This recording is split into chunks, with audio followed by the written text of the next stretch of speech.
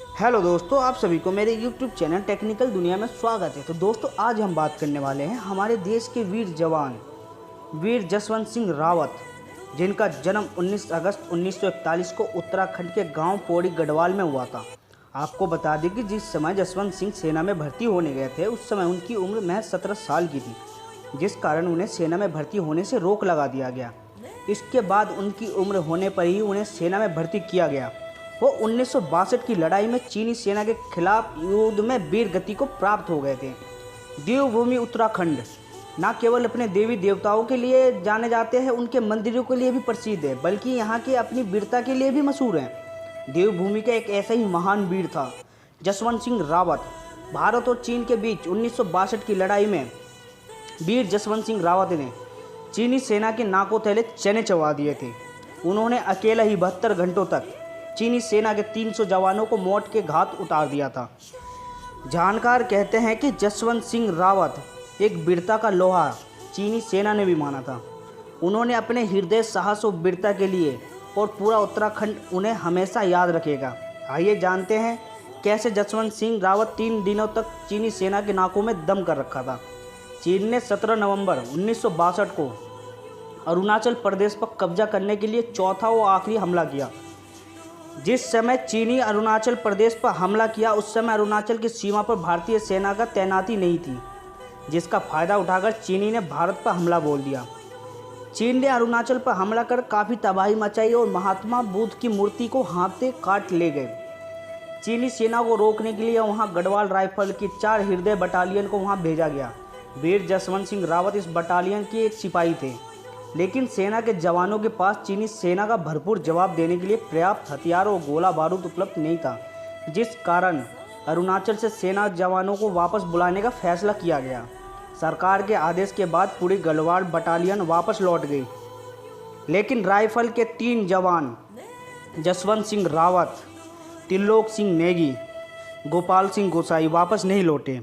वीर जसवंत सिंह ने अपने दोनों साथियों त्रिलोक सिंह नेगी, गोपाल सिंह गोसाई को वापस भेज दिया और खुद नोरानाग के पोस्ट पर तैनात होकर चीनी सेना को आगे बढ़ने से रोकने लगे। वीर जसवंत सिंह ने अकेले ही 72 घंटों तक लड़ते हुए चीनी सेना के 300 जवानों को मौत के घाट उतार दिया, किसी को भी आगे बढ़ने नहीं दिया। वीर जसवंत सिंह जितने बहादुर थे, उतने ही चालाक भी थे। उन्होंने अपनी चतुराई और बहादुरी के बल पर चीनी सेना को 3 दिन तक रोके रखा। इसके लिए उन्हें पोस्ट के अलग अलग जगह पर राइफल तैनात कर दी थी और कुछ इस तरह से फायरिंग कर रहे थे, जिससे कि चीनी सेना को लगा यहाँ एक अकेला जवान नहीं बल्कि पूरी बटालियन है। इसी बीच रावत के लिए खाने और पीने का सामान की सरहद आपूर्ति करने वाली 2 बहनें नूरा और सोला ने किया था, जिसकी शहादत को भी कम नहीं आंका जा सकता। 72 घंटे तक चीनी सेना को यह समझ नहीं आया कि उनके साथ लड़ने वाला एक सैनिक है, बल्कि पूरी की पूरी बटालियन है। फिर 3 दिन बाद जब नूरा को चीनी सैनिकों ने पकड़ लिया और उधर से सरहद पूर्ति करने वाली सेला पर ग्रेनेड से हमला किया और वीरांगना सेला को शहीद कर दिया गया। उसके बाद उन्होंने नूरा को भी मार दिया और इनकी बड़ी शहादत को हमेशा के लिए जिंदा रखने के लिए नूरानाग में भारत की अंतिम सीमा पर 2 पहाड़ियाँ हैं, जिनका नूरा और सेला के नाम से जाना जाता है। नूरा और सेला की शहादत और वीर जसवंत सिंह को मिलने वाली सरहद आपूर्ति कमज़ोर पड़ने लगी। बावजूद इसके वो दुश्मनों से लड़ते रहे। सरहद आपूर्ति की कमी के चलते आखिरकार उन्होंने 17 नवंबर 1962 को खुद को गोली मार ली। चीनी सैनिकों को जब पता चला वो 3 दिन से एक ही सिपाही से लड़ रहे थे, तो वो भी हैरान रह गए। जसवंत सिंह रावत का सर काटकर अपने देश ले गए। अंत 20 नवंबर 1962 को युद्ध विराम का घोषणा कर दी गई, जिसके बाद चीनी कमांडर जसवंत सिंह की साहसी और बहादुरी को देखते हुए न सिर्फ उनका शीश को वापस लौटाया, बल्कि उनकी सम्मान स्वरूप एक कांस्य की मूर्ति भी भेंट की। जसवंत सिंह ने जिस जगह पर चीनी सेना के दांत खट्टे किए थे, वहीं पर चीनी कमांडर द्वारा सौंपी गई जसवंत सिंह की मूर्ति भी रखा गया है। भारतीय सेना का हर एक जवान शीश झुकाने के बाद ही ड्यूटी करता है। वहां तैनात कई जवानों का कहना है, जब भी कोई ड्यूटी पे सोता है तो जसवंत सिंह रावत उनको थप्पड़ मारकर जगाते हैं, मानो वो उनके कान में कहते हो मुस्तैदी से अपनी ड्यूटी करो, क्योंकि देश की सुरक्षा तुम्हारे हाथ हो। इनके नाम से नूरानाग जसवंतगढ़ के एक जगह भी है, जहां इनका बहुत बड़ा स्मारक है। बता दें कि इस स्मारक में उनकी हर एक चीज़ को संभाल के रखा गया है। आपको जानकर हैरानी होगी कि आज भी वहां इनके कपड़े रोज़ प्रेस किए जाते हैं, साथ ही रोज़ इनके बूटों को पॉलिश भी की जाती है।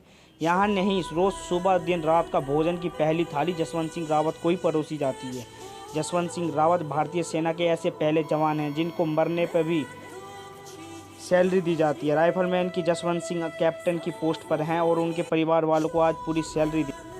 दोस्तों वीडियो अच्छी लगी है तो वीडियो को लाइक करें, चैनल को सब्सक्राइब करें, साथ ही बेल आइकन को भी दबाएं। जय हिंद।